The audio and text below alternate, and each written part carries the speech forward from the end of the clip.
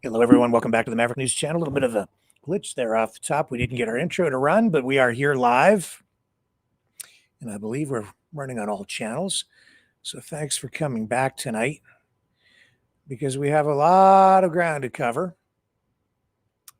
It looks like an ICBM, a Russian ICBM, has suffered a catastrophic failure during a launch earlier today. It has exploded. We'll show you what's happening with that. Two Russian sanctioned tankers have strangely exploded. And I don't think Russia is too happy about that. We're also seeing that these peace negotiations, peace talks involving Ukraine, Russia, they are kind of going around in circles. And all that while this rhetoric from Donald Trump keeps heating up, where he's talking about just killing people. The administration still striking boats off Venezuela, and he's kind of under fire for striking these sort of authoritarian, imperialist types of phrases. So his rhetoric is generating more and more controversy, as he also says that he's going to undo all of the auto pen signatures and legislation decisions that Joe Biden came forth with. So all that's going to be nullified, apparently. We'll dig into it all when we come back on the other side of this.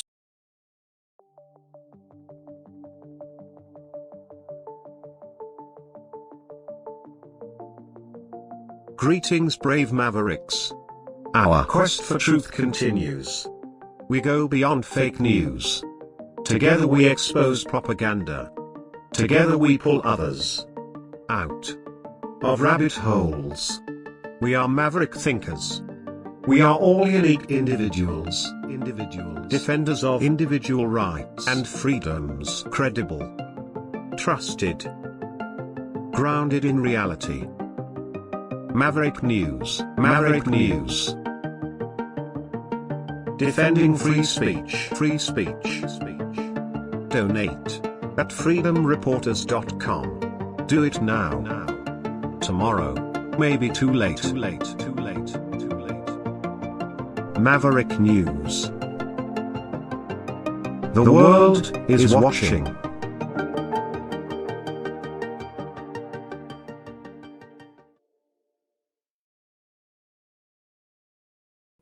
So is everyone enjoying the Black Friday sales today? Not me. I'm not spending any money because I have no money to spend. The best way to save money is not to spend it. Where should we begin tonight? It's just been a strange week, and everything right now feels extremely strange. The United States doesn't feel right to me, especially, and I think that's why everything feels strange. Everything Trump is doing is outside the box, at least for me, from anything I've ever seen coming from the United States in my lifetime. Here, case in point, look at this. Trump escalates long-running attack on Biden auto pen use and claims he's canceling actions signed with it. This has been an ongoing talking point. Now he's ramping it up, saying that, well, right here, U.S. President Donald Trump Friday continued his effort to delegitimize actions taken during Joe Biden's presidency. He says he's canceling all executive orders and anything else that was not directly signed by Biden. So anything signed with the auto pen, I guess he is undoing it. Let's go over to the Truth Social page, and we'll do it right off the top tonight. We'll do the Truth Social scroll. We'll do the Trump. Let's take a look and see exactly what Donald Trump is saying tonight. we'll find that. We'll find the post there with regard to that. And here we go.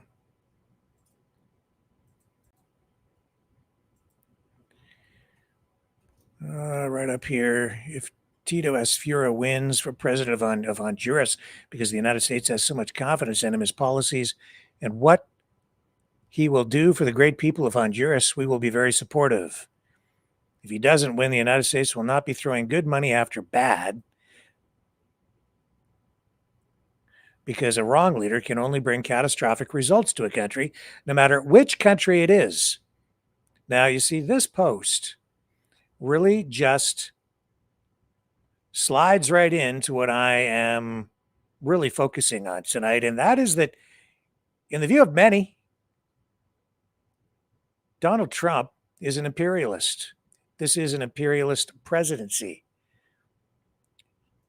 It's something we really haven't seen. Again, in my lifetime, I don't know about yours, but the United States is engaged in, right now, I would say, imperialism. And while he says he's the president of peace, there's a lot of evidence to suggest quite the opposite. In fact, I would say, I'm not going to just say it, I'm going to say that there is, that some out there are saying President Trump has become something of a warlord, if not an imperialist. It has gone that far. And there he is posting about Honduras again. And the reason I'm saying these things is because this is how Trump and his administration views the Western Hemisphere, North America. This is basically their sphere of domination. It is a form of colonialism or imperialism. That's how he views Venezuela, in their view, because in his view, and it's quite evident, he sees these countries, or like all these smaller countries or weaker countries, as countries that he gets to influence. They're sort of like satellite states, or states that he gets to dictate who's in power, in the exact same way that Putin views the states, the countries around him, or at least certainly under the former Soviet Union, that was the case. And certainly that seems to be the case with Ukraine. That's why we're getting all of the saber rattling down in Latin America, off the coast of Venezuela. That's why we're getting the 51st state talk. That's why we're getting the positioning against Greenland. I keep talking about this. People need to become aware. And so he sticks his nose into everybody's business politically in this part of the world, while saying he doesn't want to get the United States involved in any more forever wars. But in fact, he is kind of going to war without going to war. We'll come back to that because that's a key part of this whole thing. And it also is a key component in the video that went viral with Mark Kelly and others, politicians, saying or telling members of the U.S. military that they are not just, they not only should, but they are obligated to not follow illegal orders. That coming to a head tonight against the Trump administration, against Donald Trump himself, against Pete Hegseth, with regard to these latest strikes off the coast of Venezuela, where we've seen now more than 80 people killed. And some people are livid because they see that what he is doing may indeed very well be unlawful, illegal. Trump, here it shows right here, and this is the in the Independent. Survivors on narco boat targeted by Trump order were blown apart after hegseth verbal command to kill everybody. And you may recall, I said I had that up last night, where we showed Defense Secretary Pete Hegseth reportedly giving a verbal order to leave no survivors behind as Donald Trump's administration, it says right here, launched the first of more than a dozen attacks on alleged drug running boats that have killed more than 80 people over the last 3 months.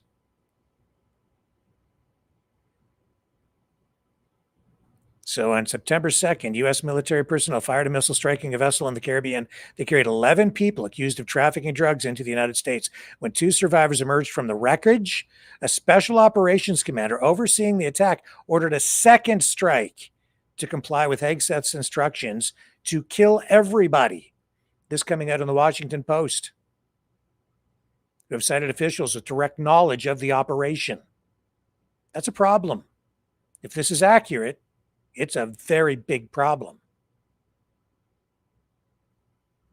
Because this news of the alleged command follows legal scrutiny from international investigators and members of Congress alleging that Trump's deadly campaign really amounts to illegal extrajudicial killings, which law of war experts, some are labeling as outright murder and a war crime.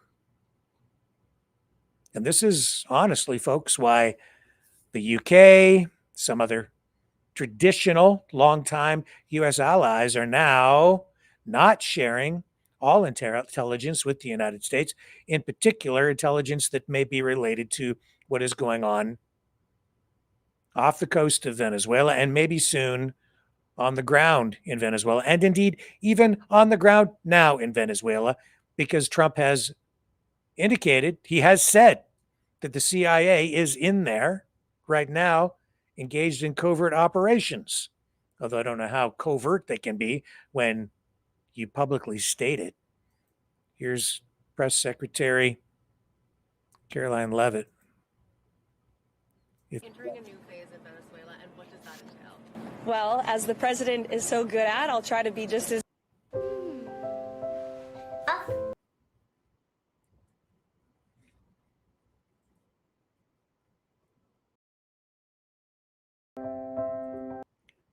One more time.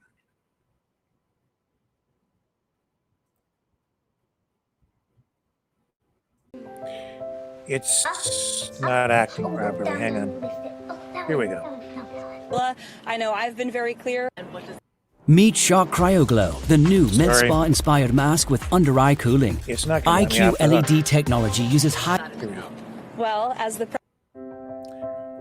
Okay, we're not going to do it. It's no clip anyway. He just wants to run commercials all night. So enough of that. Let me take a break. Everything's falling apart technically, but I'll fix it and we'll come back.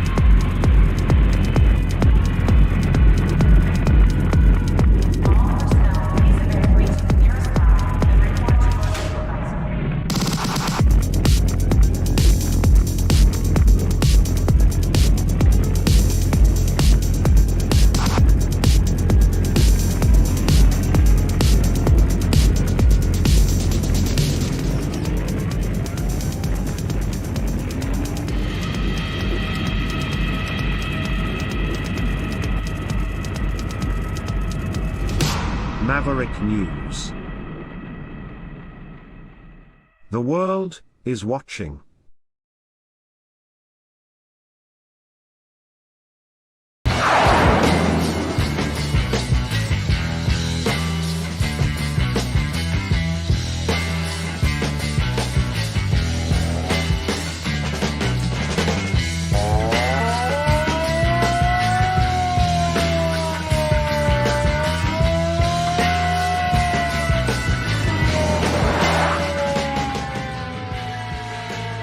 Maverick News. Fighting for freedom.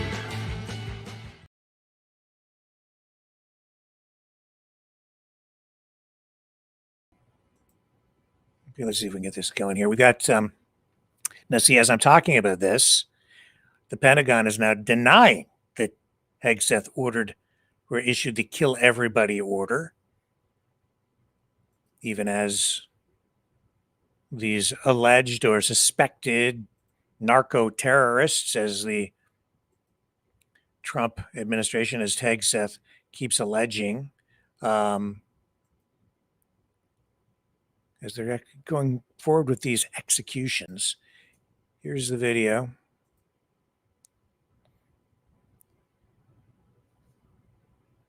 And they blurred some stuff out here.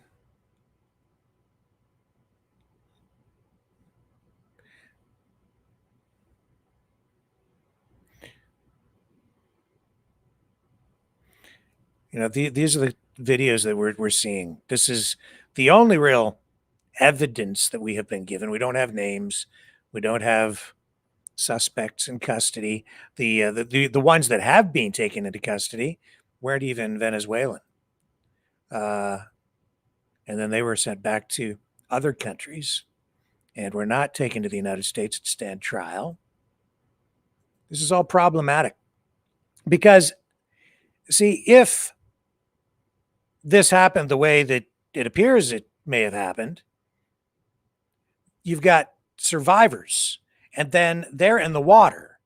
And if that's the case, then under the terms of the Geneva Convention and Geneva laws, then they should not be subject to further aggressive action. And so if this order was issued, it's illegal because it's basically, it would be ordering a war crime. And that is a violation of not only international law, but even U.S. law. And it's if that's the way it went down, then this basically makes the United States no better than, or at least the Trump administration and the military under Pete Hegseth, no better than a rogue dictatorship, a banana republic that subjects people to oppression and authoritarian rule that just goes around killing people. And in fact, that's what we've seen from Trump. Like his exact words, like he said it just the other day. I'll bring you the clip again. This blew my mind when he just said it like this, because in order to go to war, you need congressional approval. So he says they're just not going to declare war. They're just going to kill people. And Mr. President, if you are declaring war against these cartels and Congress is likely to approve of that process, why not just ask for a declaration of war? Well, I don't think we're going to necessarily ask for a declaration of war. I think we're just going to kill people that are bringing drugs into our country. Okay? We're going to kill them. You know, they're going to be like dead. Okay. Yeah. And Mr. President, that was, how long was that? That was a week and a half, maybe 2 weeks ago. I can't remember the exact date on that. Yeah, that was back in October. Back in October. Wow, that was like a month ago. Yeah, he was saying, and here this is what we've been seeing. And then you see the rhetoric too about hanging his political opponents. You know, the whole lock her up thing, that was, I would say, was hyperbolic. But now the tone has taken on a more serious tone. It's much more serious. Let's just take a look. Some people think it's funny. Some people are still thinking it's just rhetoric. It's just hyperbole. But it doesn't. I don't think so. They're literally killing people. They're just pulling the trigger. No due process. Here's somebody posting, Trump shock repost, hang Dems. I don't know if that's authentic. It says, if you think he's kidding, a reminder that he's been illegally killing people in the Caribbean and Eastern Pacific for going on 3 months and been joking about it the entire time. Here's a HuffPost article. Hang them. Trump boosts message calling for executing Democrats in Congress. Right. That's right. So that is true. That is what was said. Let's bring it up. Got to switch pages here for you. I don't know. This is, I don't know how he gets away with this kind of rhetoric. If this was coming from any other president at any other time, I don't think people would stand for it, but he's just so bombastic in his style, and he has said such outrageous things consistently that it just seems that he just gets away with it. People are like, oh yeah, well, that's just Donald Trump. Here's the headline. Did I lose it? I believe so.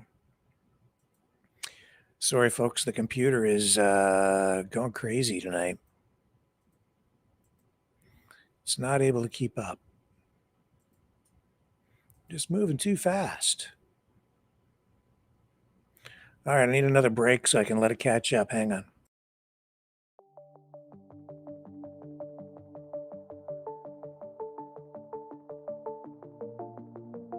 Greetings, brave Mavericks. Our quest for truth continues. We go beyond fake news.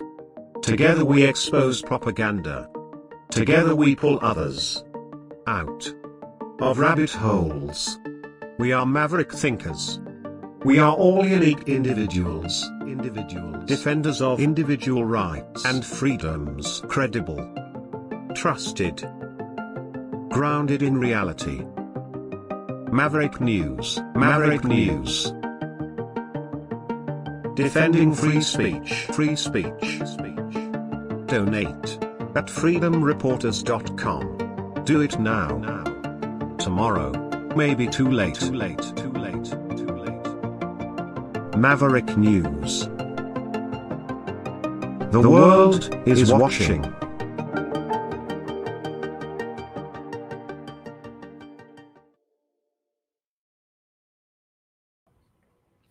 Okay. We also have something special lined up for you tonight for Maverick Midnight Matinee. Isaac Asimov. We've got something from him to share with you. But first, tonight, well, not first, but next, the seeing this pipeline memorandum of understanding signed yesterday has really, it's driven a wedge in on the conservative side. I've noticed a wedge in between all, some of the conservative streamers. Some are saying that this is a big win for Alberta. And then there are others who are saying that the pipeline deal isn't a deal at all and it's going to destroy Canada. It's like extremes in the analysis and the commentary. Here's Brian Lilly from The Sun. He's come down on the side of this is a good thing for Alberta and a big win for Danielle Smith. Let's show you here. Here we go. He says there's a lot of skepticism out there about the Carney Smith deal, but he says that he thinks Smith got a good deal for Alberta, and she thinks so too. And he's confident or believes that we will see actual progress on this file within the year. So Toronto Sun conservative journalist. Within a year, we will be seeing real progress on this. That is my hope. This is a win for Danielle Smith. David Eby might be really upset, but he's a member of what former NDP Premier of British Columbia, John Horgan, used to call the Mud Hut Brigade wing of the NDP. And nobody wants to live in a mud hut other than perhaps David Eby. So that's... Within a year, Brian Lilly's. Let's do a little scroll here and see what else we're getting on that front. I have seen a lot of, pretty negative stuff coming from the conservative side on it.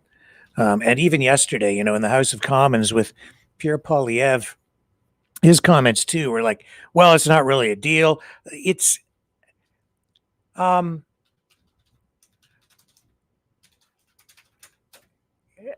would say, I think Carney for the second time has stolen Pierre Poilievre's thunder.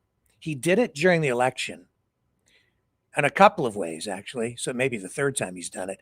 First, he stole Pierre Poilievre's thunder by axing the tax.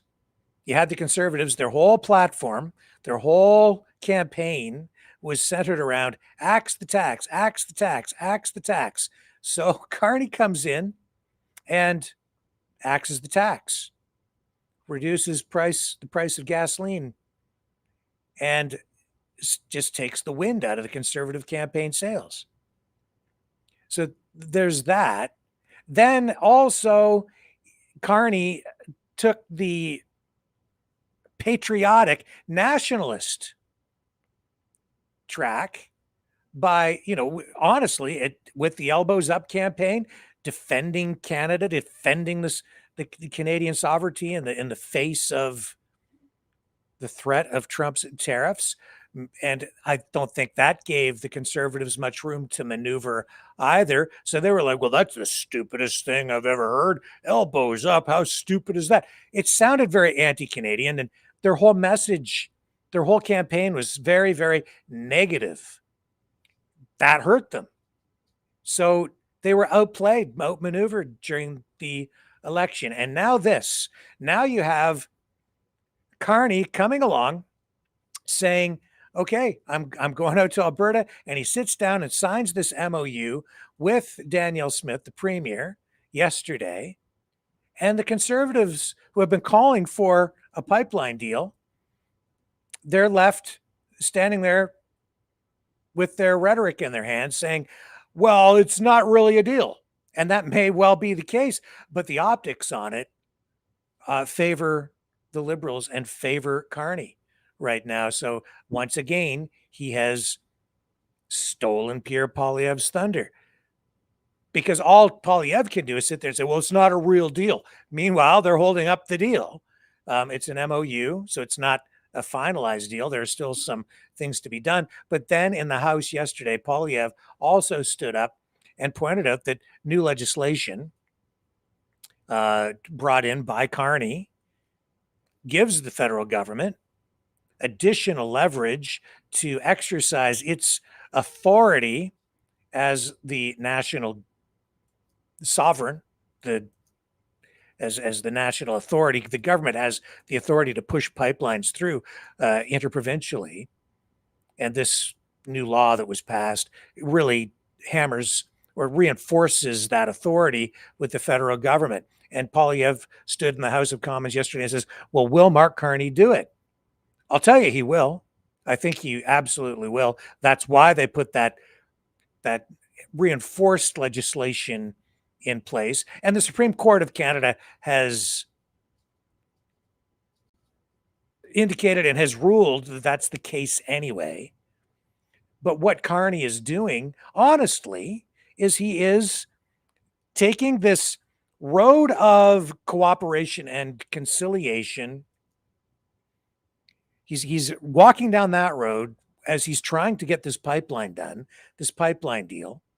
And he's doing that because he knows that because of the way Canada is set up, if he doesn't, we'll end up with decades, generations, maybe never-ending conflict between First Nations, between provinces, between the federal government over whether this pipeline is legal, not legal, if there was proper consultation done to conform with other legislation through now the UNDRIP provisions where First Nations have to be consulted, and UNDRIP is integrated into our law for First Nations. And he knows that if he doesn't take this path, then it will result likely in generations of litigation, disputes, political turmoil, and even national fractures that could continue to try to threaten the unity of the country and maybe even the future of Canada down the road again. And we're facing enough of that kind of turmoil right now. Would Poilievre do that? Maybe.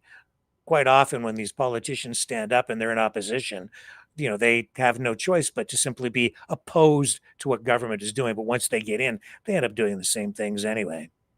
And I'm not saying Poilievre wouldn't do a good job, but I get the sense he would just ram it through and not engage in the consultations and the negotiations at each of these steps in order to appease people, to prevent and to get agreements in place so that it would prevent possible legal challenges down the road. It sounds like he would just jam it through. And I don't think that in Canada that would necessarily be the best thing in the long run. It would be better to have everybody involved, all the stakeholders agreeing on this.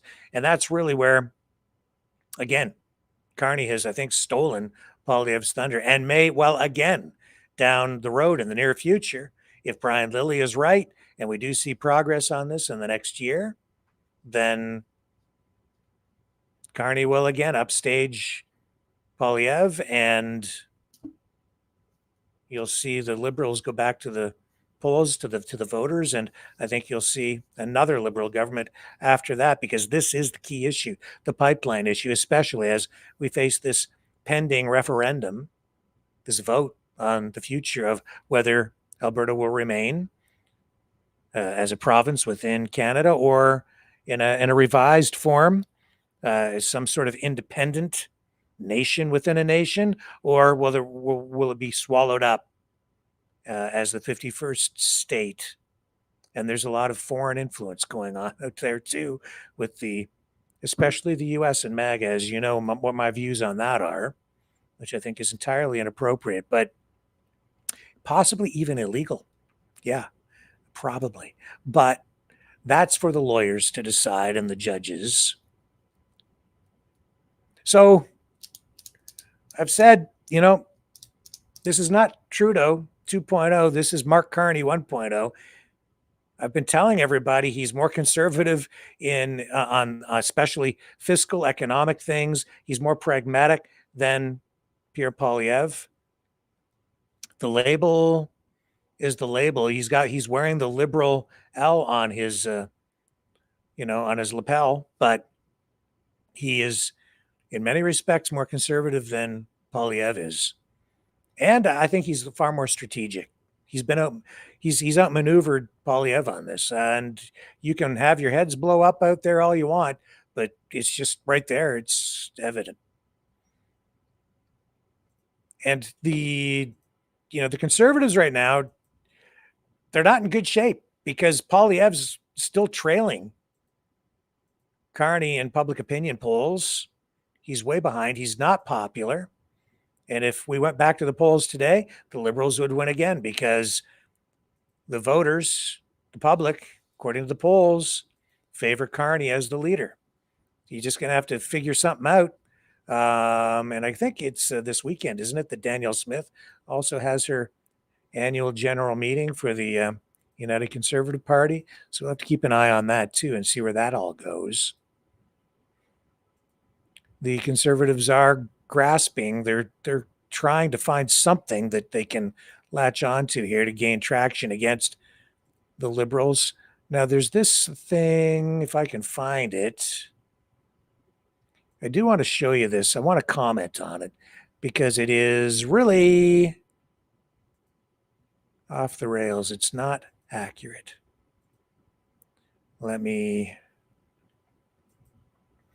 Lost the tab in all of our technical crap. Here we go.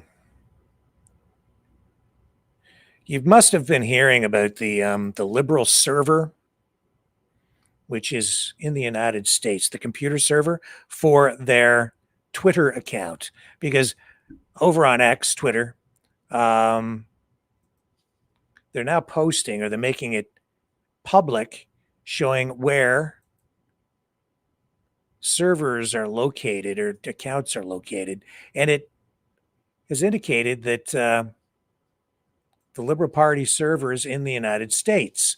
That may well be the case. It may not be the case as well. It probably is the case, but it might not be, because sometimes VPNs are used and it makes things appear to be where they're not. I don't know. It is not really clear. The Liberal Party itself has not disclosed the actual location of its server. I think it's for their website. But this is generating some response on social media from influencers, and some of them are, I think, kind of getting it just a little bit not correct. So I'm going to run this clip, and then I'm going to point out why really this is not quite accurate. Okay, let's bring this one up. This one? Nope. Nope. Where is it? I'm going to bring it up again.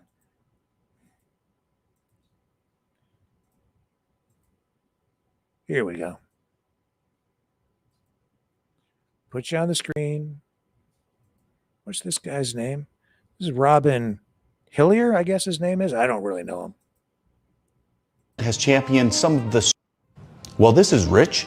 The Canadian Liberal government has championed some of the strongest online regulation policies in Canadian history, including the Online Streaming Act, Bill C-11, Online News Act, Bill C-18, and proposed online harms legislation. These measures create strict expectations for online digital platforms, publishers, and political advisors.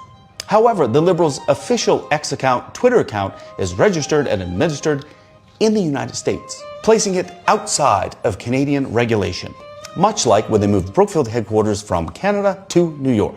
This provides complete avoidance of Canadian digital regulations that they put in place, loopholes in political advertising restrictions, shielding from CRTC oversight, flexibility in data collection and targeting, literally stronger speech protection through the United States, and reduced exposure to Canadian auditing. The account becomes harder for Elections Canada to audit, subpoena, or fine. So the Liberal Party, who championed strict digital regulations in Canada, moved their primary account to the United States so they can avoid the very same rules they're shoving down your throat.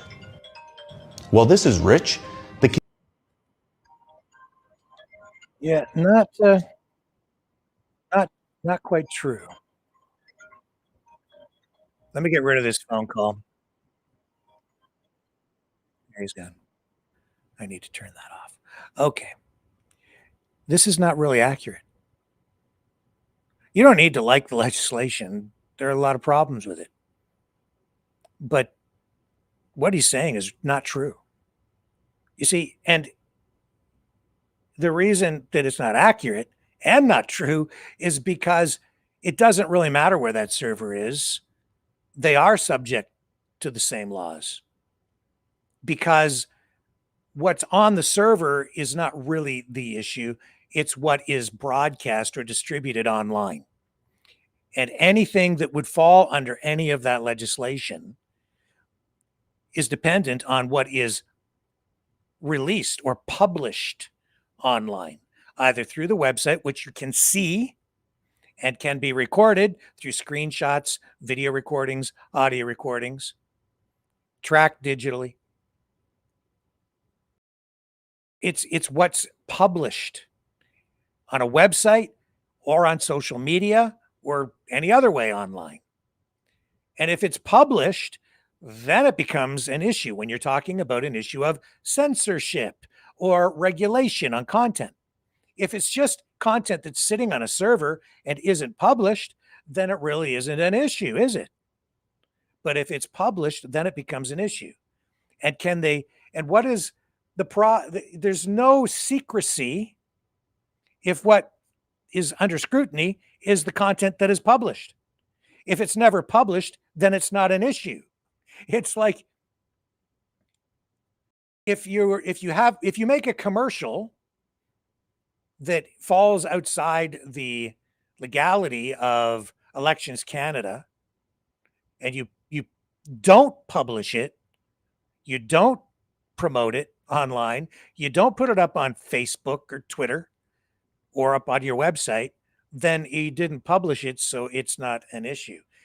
It can be on a server anywhere in the world, but if you don't put it out, it's not an issue. But if you do put it out, now it's an issue. But it doesn't matter where it comes from in the world. What matters is, was it directed at a Canadian audience? Was it published here in a way that people here get to see it? And those social media accounts for the Liberal Party or any political party are here and are aimed at a Canadian audience. It doesn't matter if they put a VPN up and they route the content halfway around the world and back, or all the way around the world and back. It's whether it's reaching your eyeballs and your ears and mine. That's when the content then can become an issue. And they are subject to all of those laws. All parties are. You are, I am. The political parties are all subject to the same laws. It doesn't matter where the website is hosted. It's whether the website is up. And the party is here. The messaging is coming from here. They're the party publishing it. And so that's how it works. And you don't even need to subpoena the server to prove what has happened, because you've got the Wayback Machine. There are lots of ways you can go back and find the content. The stuff is recorded regularly. Believe me, there's lots of scrutiny on political parties. So anything that would be a problem would be recorded, or could be recorded or recalled anyway on the internet itself. And it's what's put out publicly that would be the issue. So this whole argument, it doesn't really hold water. It's a red herring. It's meant to drag you over here and convince you of something, but it's not really the heart of the issue. What I'm conveying to you is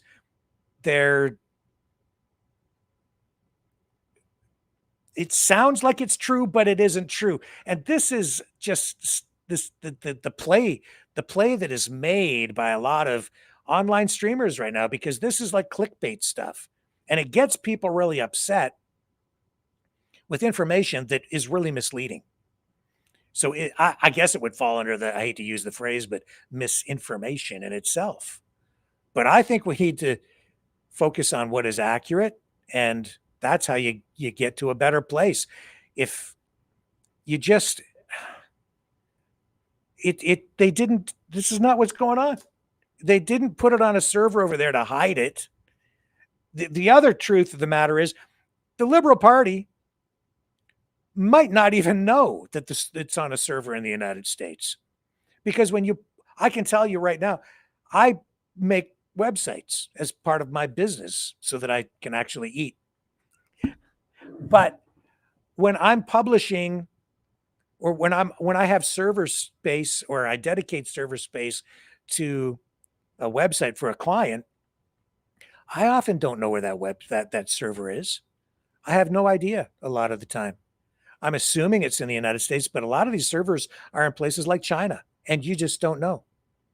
And so you don't know unless you really check and dig in, and you make sure that if you're leasing server space from a company like Amazon, it's probably not in Canada. It's probably in the US. It could be in Mexico. Could be in China. And there are the big companies that have certain big companies that have like servers and provide server space to a lot of different companies. Like, that's why Parler, when Dan Bongino was actively involved with it, that's why that company, that social media platform, they were able to take it down and take it offline when the Democrats were involved in a lot of online censorship. And they went after Parler, if you may recall, and attacked it, and they were able to get it taken down because it was Amazon servers, and they said, that's it, we're not going to host it here anymore, and they took the whole platform down, leaving them very vulnerable. But I don't even know where those servers are. I think they're in the US. I can check. Let's just find out. Now, it appears the Conservative Party has their server in Canada. But the point that I'm just making is that any of these parties, it doesn't matter if their server is in Canada or halfway around the world, they're subject to the laws, and there's no way they're getting off the hook. It may make it, if they needed to subpoena the the servers, it could make it more difficult to enforce that because it's out of country.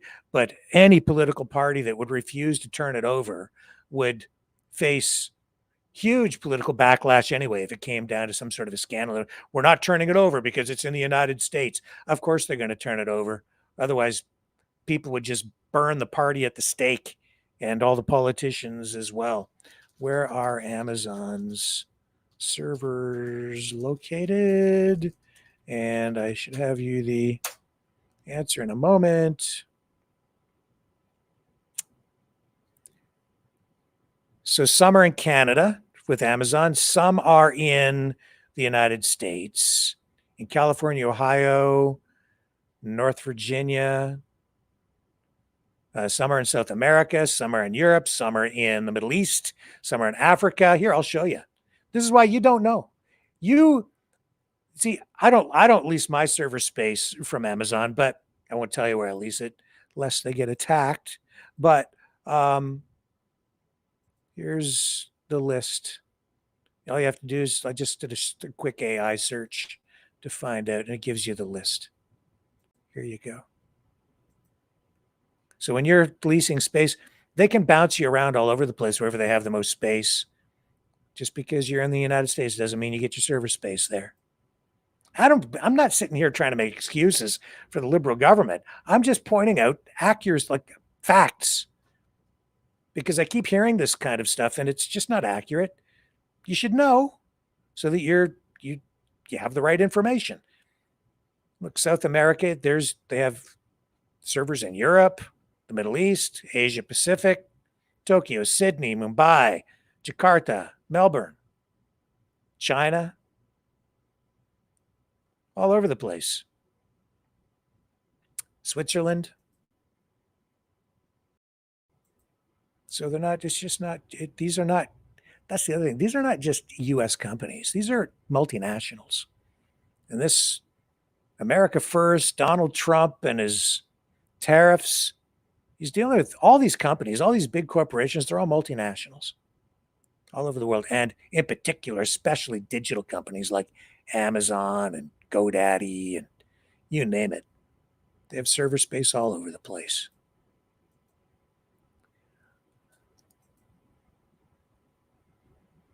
Do with it what you will. You don't like the information?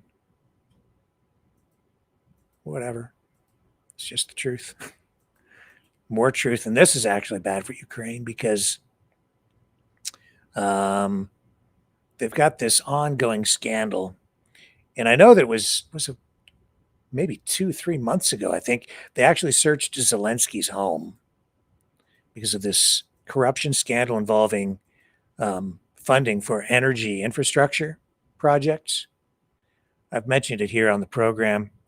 So nothing's happened to him because I don't think they found anything on Zelensky directly, but there's some people very close to him who look like they're implicated. Here's more on that with Zelensky at the heart of U.S. peace talks. A top Zelensky aide has resigned after being implicated in corruption probe.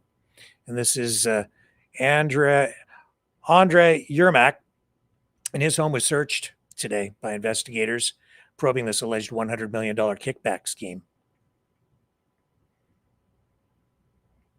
So that's not good. And Russia, of course, is using that as an opportunity to hammer at the administration there.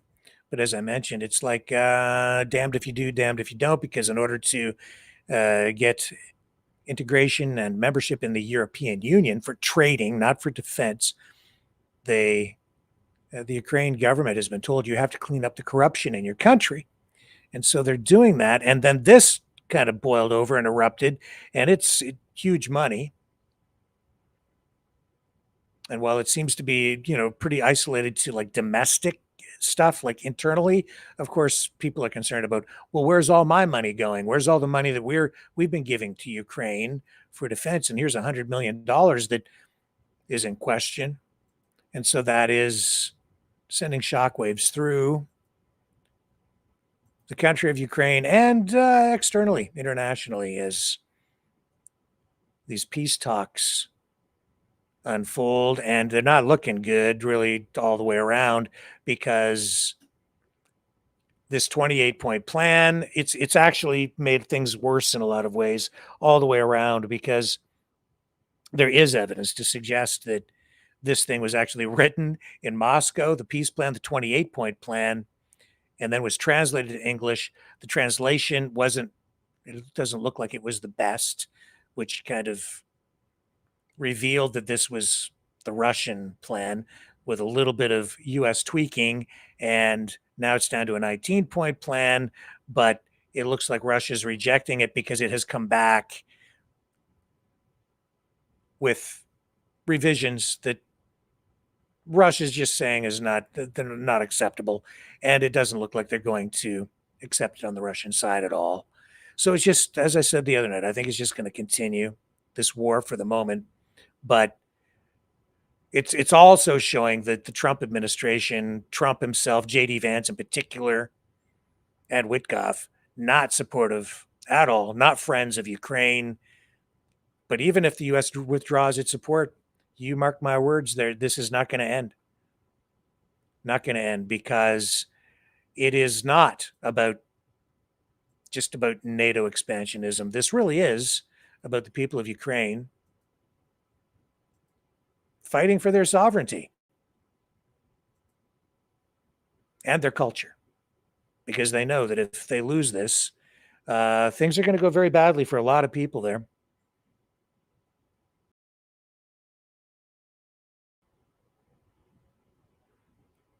Here's more on the scandal. This is, I believe this is Sky News. Yeah. Let's bring this up. Here we go.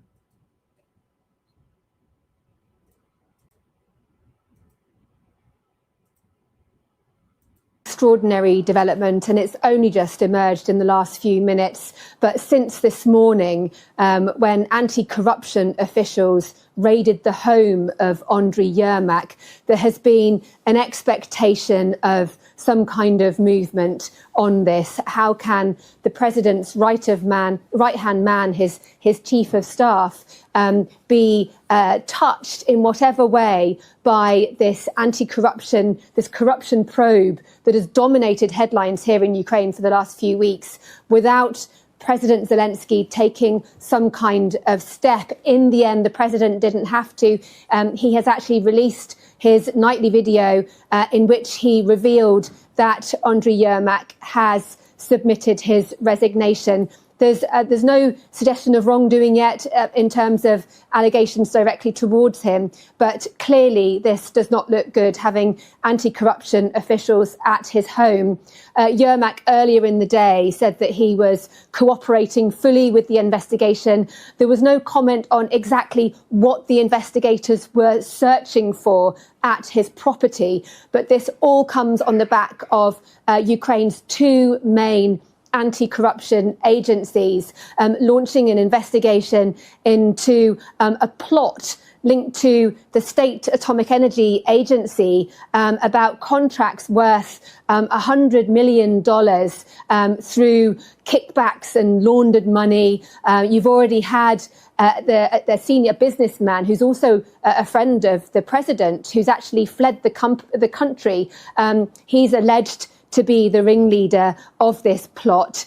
You've had the resignation of two other ministers too, and now the most significant event of all, Andriy Yermak going. And just to remind people of who this person is, he is widely regarded. He is seen as the second most powerful person in this country. Ever since Russia's full-scale invasion, he has been at the side of the president. He is the man who has been leading negotiations with the Americans around all these sort of attempts at peace talks with Russia. We saw him just last week in Geneva, where he was leading the Ukrainian delegation there with the US Secretary of State, Marco Rubio. So it is a huge blow to the president and his authority that he is losing this man. But actually, if you speak to anti-corruption activists, they will all be applauding the fact that that Yermak has stepped down. Yeah, it's, that's the other point to balance this all out is they're rooting it out and they're dealing with it. And so the anti-corruption people are saying this is a good thing, even though it's a bad thing. So you're damned if you do, damned if you don't. There it is. Let's take a break.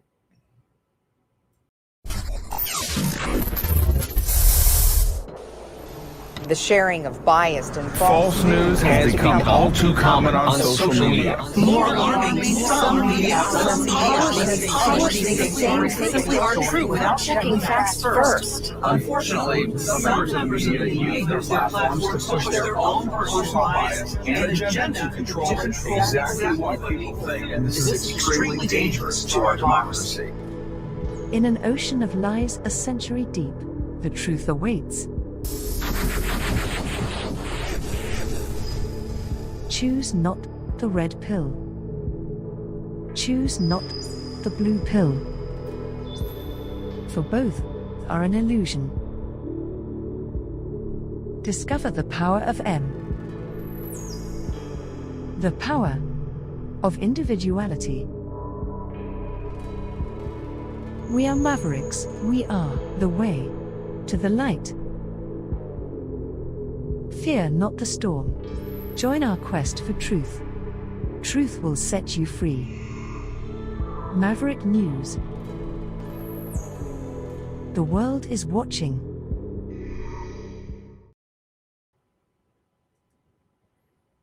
Yeah, so hopefully people responsible or involved in that corruption are held accountable and pay a price for the theft that they're involved with.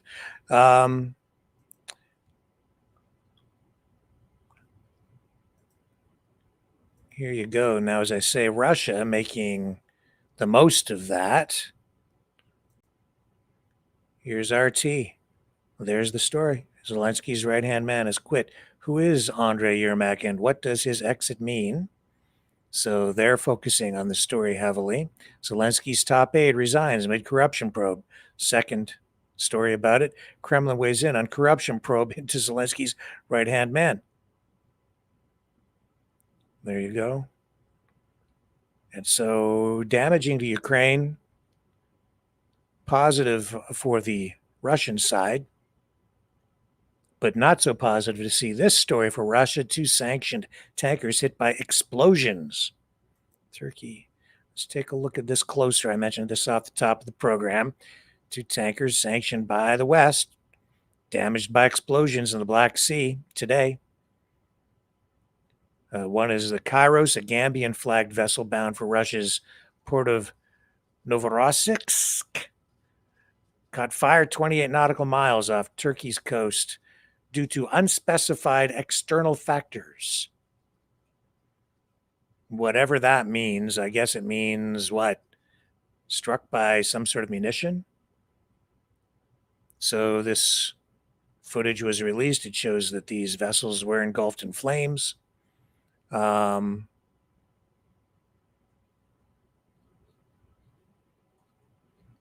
Second vessel is the Gambian flag tanker Virat. It was hit 35 nautical miles off the Turkish coast. Media say the ship communicated that it was attacked by drones. So that would definitely be an external explosion.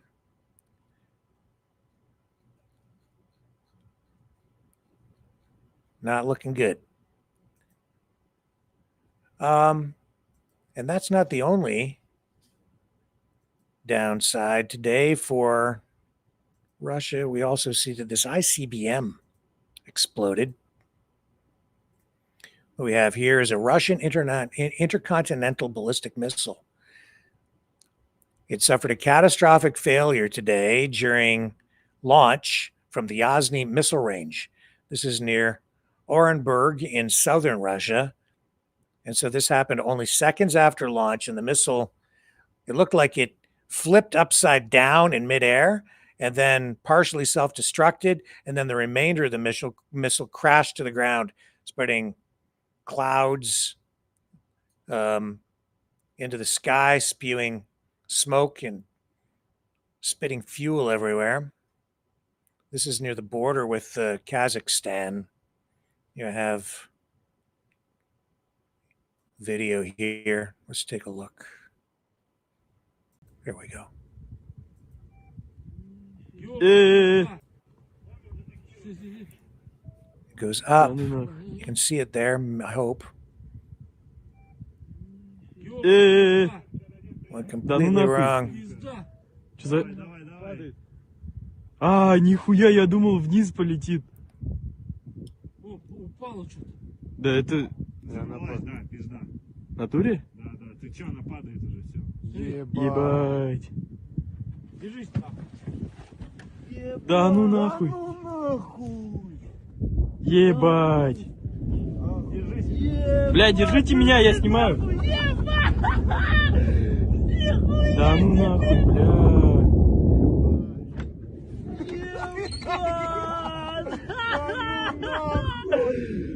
Что, упала? Да, упала. Бах. Машину, защиту, бегом! And there's a still image of the effluent.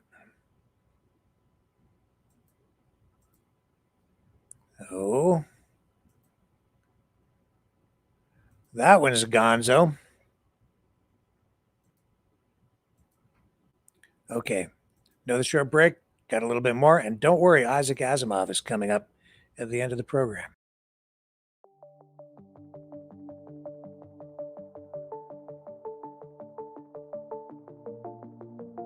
Greetings, brave Mavericks. Our quest for truth continues. We go beyond fake news. Together we expose propaganda. Together we pull others out of rabbit holes. We are maverick thinkers.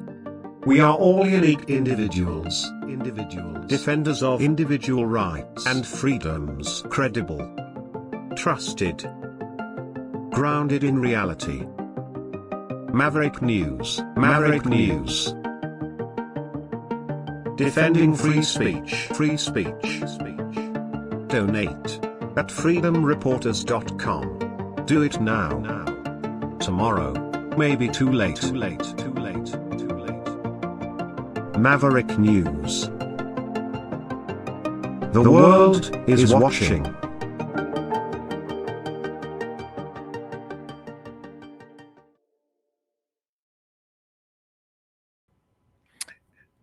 So as I spoke earlier tonight about this Trump administration being imperialist, I stand by that with the way things are going. This is also why things just don't feel right. I don't know if you sense it. Do you feel sort of the weight on your shoulders all the time? It was lifting for a while, and then Trump got reelected, and then there it was again, and it's heavier and heavier and heavier. Things seem unnatural, out of sorts. Things are not right. And as I look at what's going on around us, with everything goes back to him, it's not the United States that I've really thought I knew. This doesn't seem like the United States to me anymore. This seems like something different. It's an aberration. It's because Trump is taking the United States in a completely different direction, a direction that's off in left field compared to what the United States has been, what everyone has trusted the United States to be since World War II. Because after World War II, the United States became the most powerful country in the world because it had nuclear weapons. And we trusted the United States. All of the other countries in the West trusted the United States to be the keeper of the peace, to be the protector. They were given that task, trusted with it, trusted with the nuclear weapons, trusted to build up their military so that other countries would not have to prevent the proliferation of nuclear weapons, so that other countries didn't need to acquire them because the US had them. That's one of the reasons NATO was formed. But what is happening now runs contrary to that, because this runs in alignment with the world view and the world objectives outlined, promoted within Russia by Duginism, which is to carve the world up into spheres of dominance by the major powers, ignoring essentially the sovereignty of smaller satellite states around the major powers. And each of those powers then basically get to dictate what governments are in place in those smaller countries, who they get to trade with, whether they even get to have a military or any kind of defense at all, and whether they even are truly even sovereign anymore. And I would say that the way Donald Trump views the West and North America now is that it's all his. Hence, Gulf of America, not Gulf of Mexico. This is ours. He just states it. Therefore, it is. He just took it. Just takes it.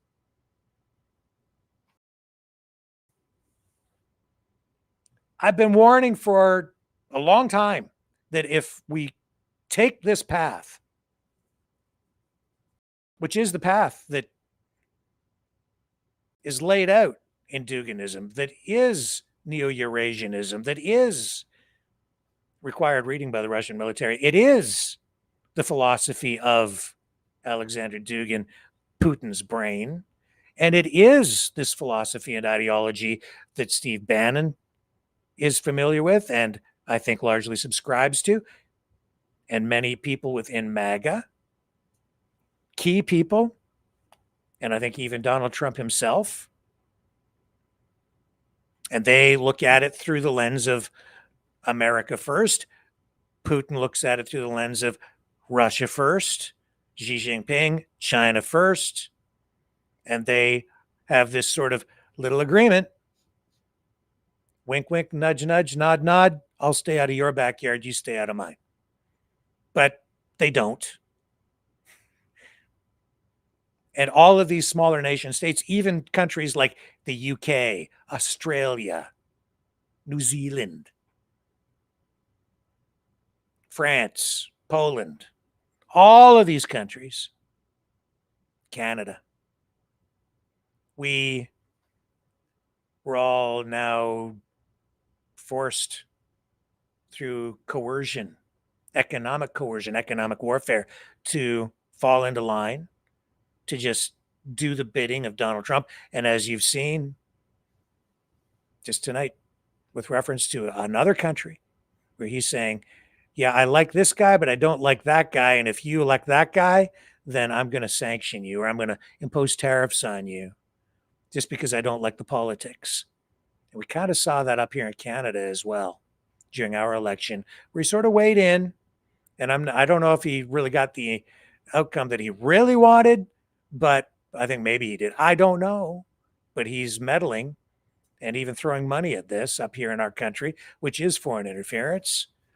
But in his mind, they're justified in doing whatever they want to do because they're the United States and they're the big power. They have the nukes. They have the largest military in the world, maybe one of. And so Venezuela has to do what the United States says. Mexico has to do what it says. And he's even said, just come out and said that Canada does whatever I tell them to do. And so you're getting pushback. But because he's taking this position, because this is the new world order that is taking shape, where they're bringing together all these countries in these geographic blocks, it's leading to conflict. It will inevitably lead to more war. So this is not a president of peace. This is a president of conflict. Even though you could take the view that all you have to do to get world peace is to get these big powers all in alignment and agreeing that they're going to stay out of each other's backyards, you'll prevent World War III. You'll prevent nuclear war. On the contrary, because you already have other countries with nuclear weapons like North Korea, potentially Iran, Israel, very likely.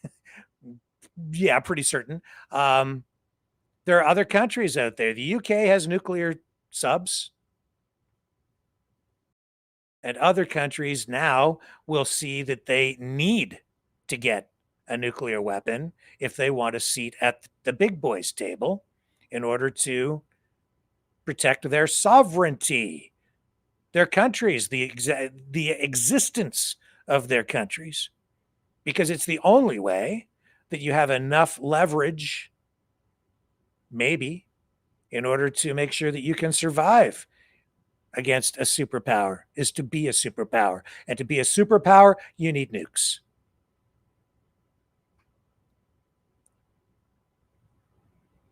But that's only because the United States, under Donald Trump, and because of Russia, and even Xi Jinping and China, because these guys are taking this this position that they're pushing this new world order, this reorganization of the world. And I guess he feels he gets to dominate here. So he's an authoritarian. He is an imperialist, and he's treating Canada that way, as sort of a colony or a satellite state of the United States.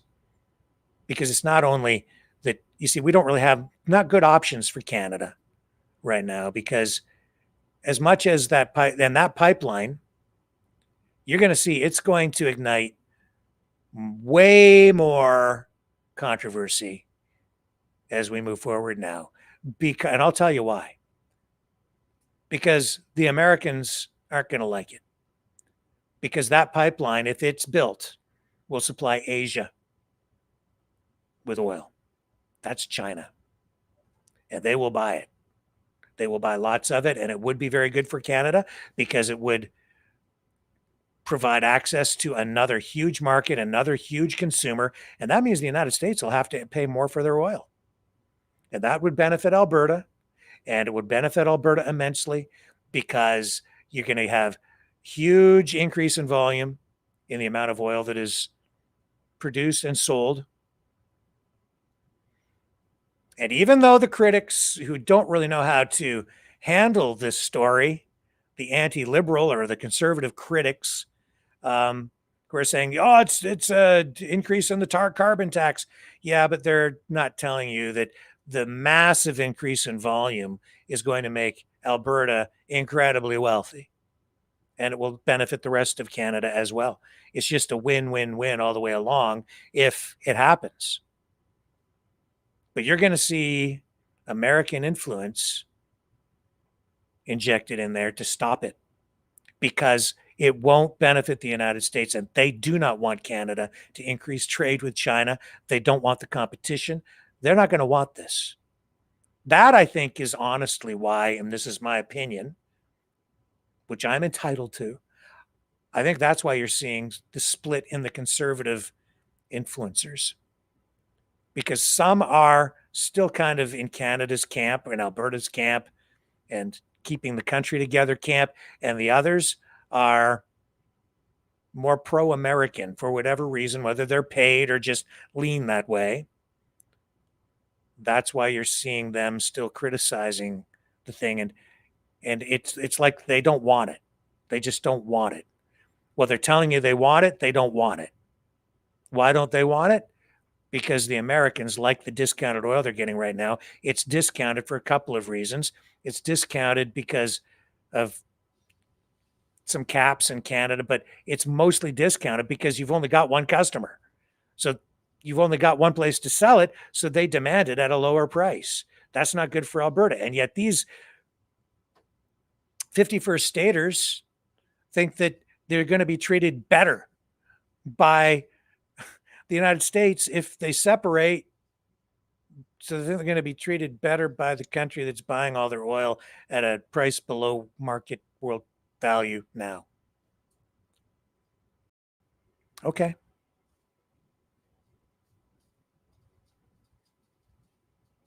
Politics is complicated, especially in Canada. It's just not that simple, man. And there's stuff going on behind the scenes that very few people really understand. I've been thinking about it a lot over the last day and the history behind all of this stuff and the way that the oil industry used to be organized in Canada. I was thinking back to the old days of like Supertest gas stations and the Supertest Oil Company, based in my hometown, London, Ontario, sort of the last of the really truly independent oil companies in Canada, which got swallowed up in the 70s through the consolidation period as the big multinationals came in and took things over. And there was, Petrofina, which then was nationalized and became Petro-Canada under Trudeau and the National Energy Program, which didn't sit well with people out in Alberta. And through it all, the one thing that wasn't really spoken about too much, but was absolutely a major factor in all of this, U.S. oil, U.S. interest. And that's what Trudeau Sr. was focused on, was making sure that Canada had energy. That was the goal of the National Energy Program, was energy self-sufficiency. Never fully realized in Canada because it's such a complicated place politically, because we have First Nations as nations within a nation and provinces. And that's what I wanted to mention for the other night, but I didn't really get into it. If you listen to Danielle Smith yesterday talking about Alberta's position and all this, she kept referring to Alberta's relationship with nations. That would be First Nations within Canada. And her use of that word was actually very important, because she's using it because she's also loosely or indirectly, softly leaning into that word, because that's what Alberta wants. They want to be recognized as a nation within a nation. If not the 51st state, then a nation within a nation, which is similar status to what, maybe the same status that First Nations have within Canada. I'm going to explore that further. I'm going to look at it deeper. But I think that's largely what it is, because it's about property rights. It's about UNDRIP. It's about First Nations. It's about Indigenous people. All those issues, not just oil, but oil at the center of it, because that's about money. That's about artificial intelligence as well. That's why they're looking at building AI centers in Alberta. That's why it wasn't just oil that was talked about in the Memorandum of Understanding. It was also nuclear power. Oil, nuclear power, energy to power AI. Should we be concerned about? Damn right. That's why Donald Trump is also still at least somewhat interested in what's going on in Ukraine, because of AI, critical minerals. They need not just the energy, but also critical minerals for computer chips and all things digital, all things computerized, moving into the future, into a digital future. The massive amounts of energy. That's why China wants all the energy too. It's an energy race as much as an arms race, because energy is everything now. If it wasn't already, energy becomes it's converted into digital information, digitized information. It's used to power AI. Imagine if you get jacked in and somehow our conscious selves become part of the AI ecosystem. Now suddenly it's life, it's self. Life becomes dependent on energy. It becomes finite in that way. Asimov, going to talk about that at the end of the program. Alberta's a key player in all of this. That's why I've been saying for a long time. I was saying it 3-4 years ago. Canada's in play, man. Canada is in play. Couldn't tell for a long time who it was. Who wants Canada? The United States and China and others, but especially China and the US competing for what Canada has. Can only go so far with China, though, because again, the United States will not allow us to go too deep into our relationship with a country like China, an adversary or viewed as an adversary. And that's the reality of living next door to a superpower. You can only do so much, go so far, as is the case with Ukraine. But that is also why what is happening in Ukraine definitely affects what our future will be here as Canadians. Because Russia knows this. This is why Putin will not give up. It's about the message that is sent to the rest of the world and certainly to Western countries. As Donald Trump pulls America out of Ukraine and withdraws support, leaves Ukraine hanging, it sends a message to the entire world that the United States is no longer what it was after World War II. It is no longer the keeper of peace. It is no longer the protector of the free world. It's only looking out for itself, and it can't be trusted. And if Ukraine falls, it sends a message to all the other NATO countries, all the other countries in the West. You're on your own. Or you can be together, but you don't have the U.S. to protect you anymore. You don't have the world's largest military as a security guarantee. Because even though you had the Budapest Memorandum in place as a security guarantee after Ukraine gave up its nuclear weapons, after the fall of the Berlin Wall, after we saw the Soviet Union dissolve, as we saw Ukraine emerge as a sovereign country, and allowed to, because the Soviet Union was falling apart, gave up its nukes,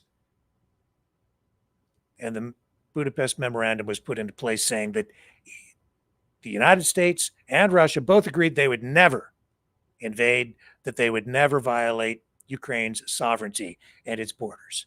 But Russia has, and the United States was obligated to defend it because of the Budapest Memorandum, but really didn't. Just gave some support, showed that the paper that the Budapest Memorandum was written on wasn't worth it. Wasn't worth the paper it was written on. But worse than that, if Ukraine does fall, that's the message it sends to all these other countries, is that the U.S. is not going to be there, and it's already sending that message. As a result, you may still have NATO as an operating force or whatever, but it's essentially dissolved. That's how he breaks up NATO. That's how he breaks up the West. And that's the New World Order coming to life under Trump, Putin, and Xi Jinping, and maybe some others. It probably will emerge and develop into other little smaller blocks of power as well. But the only way that's really going to happen is if some of these other nations, like even Japan, Iran, they're going to want to get nukes. Now you've got an arms race, and this will, where these powers butt up against each other, and you get these powers meeting geopolitically, you're going to get conflict as these smaller nations try to survive in the face of this juggernaut that is rolling out politically and kinetically in Ukraine and maybe beyond, and in Venezuela and maybe beyond, as this rolls out, all these other smaller countries are looking for a way to survive, whether it's Colombia or Venezuela or Panama, which bent the knee and said, okay, China, you got to get out of here. The United States, we're going to bring them back in. They get to run the canal because Trump said, no, that's ours. China, you get the hell out of there. And that's the other thing that shows that what's going on down in Venezuela and in Latin America is disingenuous. It's not really, the drugs, that's a pretext. It may be justified to a point, but not to the point of just blowing up the boats. That's not right. And that's not American. That's just Trump MAGA. That's not the way the United States did it. And not to defend drug dealers, but you better be damn sure of what you're doing before you start blowing people up, especially if you haven't declared war. You're just going to kill people without a declaration of war.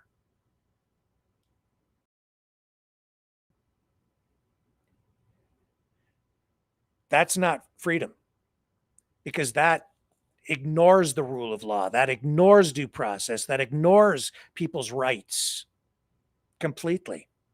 It just ignores the law. It's lawless. It is the law of the jungle.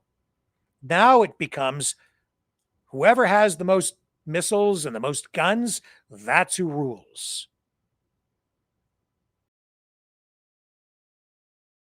I guess in a way it always was, except that we had allies. We had countries working together so that it wouldn't be that way, because we were all supposed to have some sway and some say as members of NATO, the UN, but especially NATO. Even though the United States was the biggest, they were Godzilla. They have been Godzilla. They're still Godzilla. And we were like, you be Godzilla. We'll be the little guys. We don't want too many nukes, too much of this. We don't want too many guns out here. International gun control, missile control. But as this world has changed, now we have a guy in the White House and people around him who are like, why should we take care of them? We're number one. We're the biggest. We don't want World War III, so we'll just make a deal with Russia and China, and you guys go do your thing. We're going to do ours. Alaska, that's still ours. Okay, no, maybe not. See, even there, there's still conflict, and that's going to heat up because the Arctic and passage through that part of the world, ships, that's becoming an integral trade route. So the conflict isn't going to end. It's actually just going to escalate. And this is disruptive. And God help Donald Trump, and pray for his soul, because what he's approving, and Pete Hegseth too, what they're doing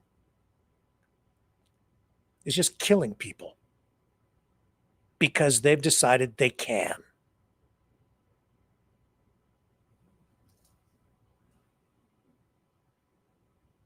That is not the United States that I thought I knew. Because I don't think it's the United States. It's Trump, MAGA. And all of this is putting the US, certainly Canada, right on the edge.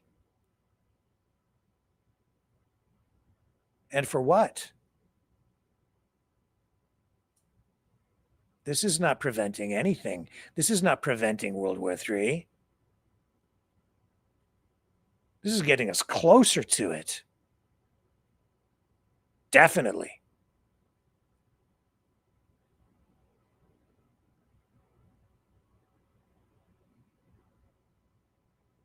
I'll be back.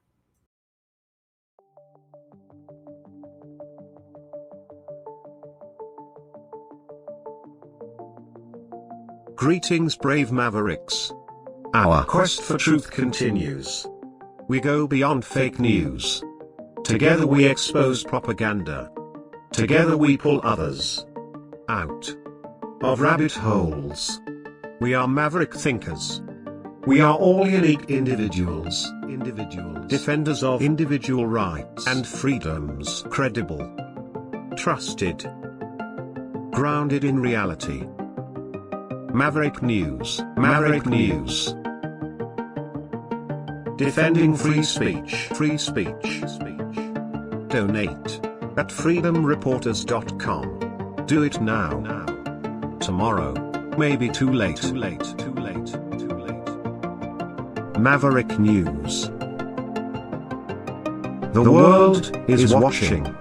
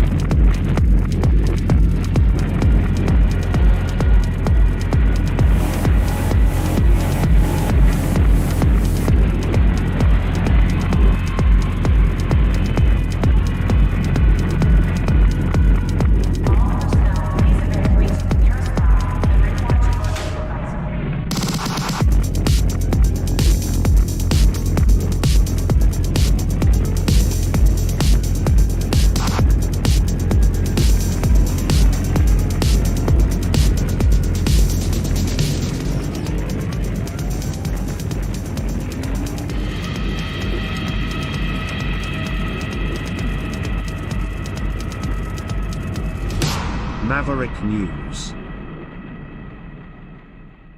The world is watching. All right, let's close this off here before we get into the Isaac Asimov stuff. I don't know, I've been talking a lot here, so we should let somebody from the past have a voice. Someone from the past talking about the future. But before we do that, I just wanted to bring this to your attention here. I hope you guys enjoyed the War of the Worlds broadcast last week. I thought it was a lot of fun. I can also tell you that I have compiled the soundtrack from the movie, and I'll talk more about that probably tomorrow, because it's 17 songs. That's how much work went into that.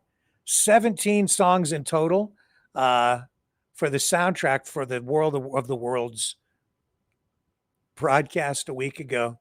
Not to mention all the post-production. That's why it took. How many months was I working on that? Over 2 months.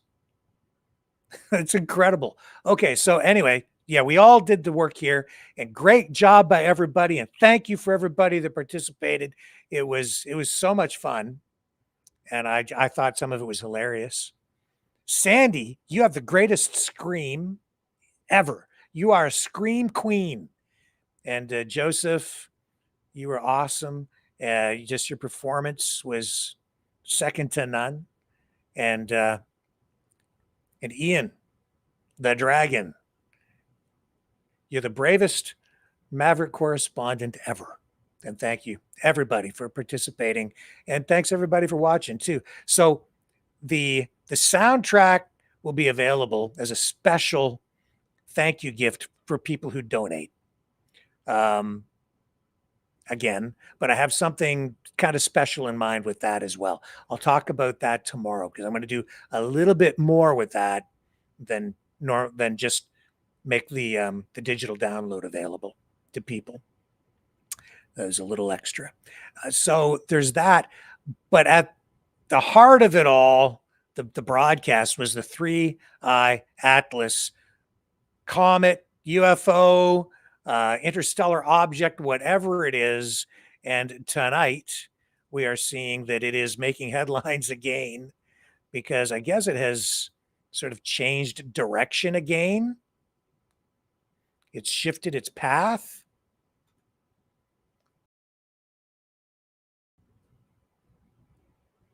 And I guess it's moving. What is it? It was involved in a flyby of Jupiter just outside a key gravitational boundary, but it's not doing what astronomers think it should be doing. And it's brighter than they thought it would be, and they're not really sure what this thing is made of. And they're saying that it's doing impossible things, the way it's flying around out there, floating around, or whatever it is. We have a little bit of footage here of 3i Atlas tonight. So I'll bring that back to you. Here it is. This is what it looks like up there in the heavens. What is it? Is it just a comet? Or is it the arrival of aliens? Lots of talk, lots of speculation, many conspiracies.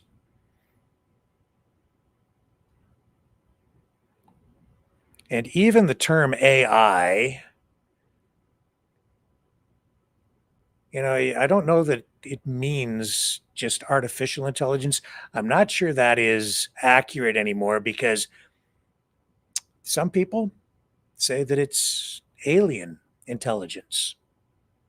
Maybe not alien in the sense of aliens from another world, but alien to us. And it is classified by some experts, futurists, scientists, and others as alien intelligence.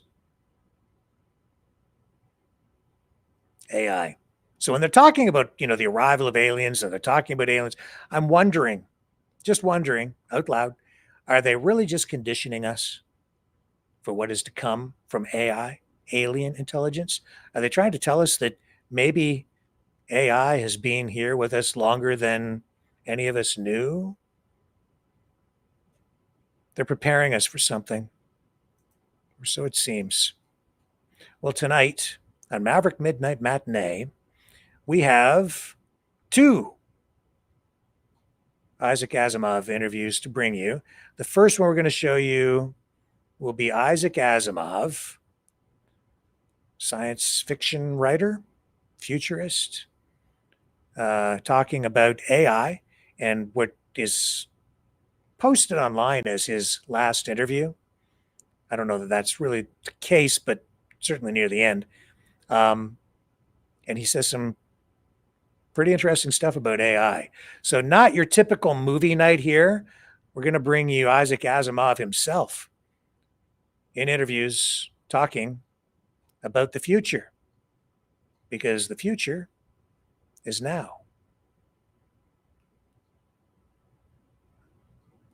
Okay, let's get it rocking and rolling here. If you're watching on YouTube, you'll have to jump off. I need to end the broadcast on YouTube. Maverick Midnight Matinee will continue on all other Maverick News platforms. But if you are on YouTube, you'll need to jump over to Rumble or Twitter or one of the other platforms that we're broadcasting on tonight, Rumble being probably the best place to go. And so with that, here we go, ladies and gentlemen, with tonight's Maverick Midnight Matinee watch party for all you Maverick Midnight maniacs.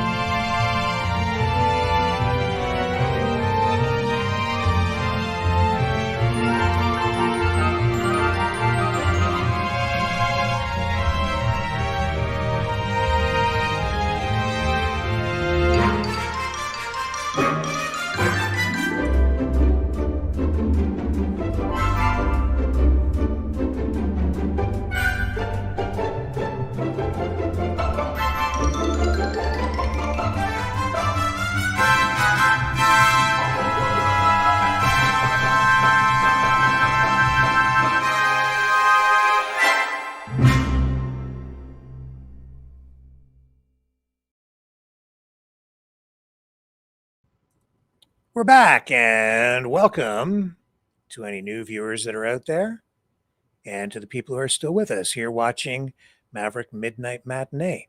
Now, following the Maverick News broadcast tonight, Isaac Asimov. We're going to do another deep dive into the strange, the brilliant, and the just a little unsettling corners of our collective imagination. Because tonight we're doing something a little different, something special. We're stepping out of the world of fiction and into the mind of one of the greatest futurists who ever lived, Isaac Asimov. He wasn't just a science fiction writer. He was actually a builder of entire universes, a biochemist, a philosopher, and the man who turned robots from tin-canned boogeymen into something like our future neighbors. He wrote over 155 books, along with hundreds of magazine articles, shaped the way we talked about everything from artificial intelligence to human destiny, which ain't bad for a guy who said at one point that he preferred writing indoors with the curtains drawn. Well, tonight we'll revisit two interviews. One from the later years of his life, sometimes called his last interview, where he spoke openly about artificial intelligence, the coming age of machine reasoning, and humanity's uneasy partnership with its own creations. And, you know, back in the 70s when this interview took place, I was just a kid. So this was talk from a futurist who I was very well aware of, but it never really, it never really struck home that this would come to pass in my lifetime. It's just seemed like something so far out there that no, this wasn't going to happen in my lifetime. This was still science fiction, even though this was a futurist telling us that this would soon or eventually become science fact. So anyway, there's this interview, and then there's this one from 1975, an archival piece, Arc Identifier 54491, Cy Bergen interviewing a much younger Asimov. In this conversation, you're going to hear about the foundations of ideas that later shaped works like I, Robot. And we ran that teleplay a couple of weeks back, which showcased that, and that brings up profound questions and relates to everything we're talking about here. And you'll catch him in this interview predicting technologies that would eventually become part of, well, our smartphones, home assistants maybe, and the thing recommending this show to you right now, because I did a search online, Google, like recommend some interviews from Isaac Asimov, and then I got a search result back. So do you remember that? And you remember the movie Fantastic Voyage? I haven't watched this whole thing yet, but I think there's a clip in here related to that as well. So anyway, let's not delay things any further. Let's start first with the short interview. This is supposed to be his last interview, talking about AI, and then we'll come back and we'll run the longer interview, this one's only a short video. I think it runs about 10 minutes or so. And then the next one's a little bit longer, but it'll be an abbreviated Maverick Midnight Matinee broadcast tonight with Isaac Asimov. All right, let's not delay any further. Here we go. Isaac Asimov on AI.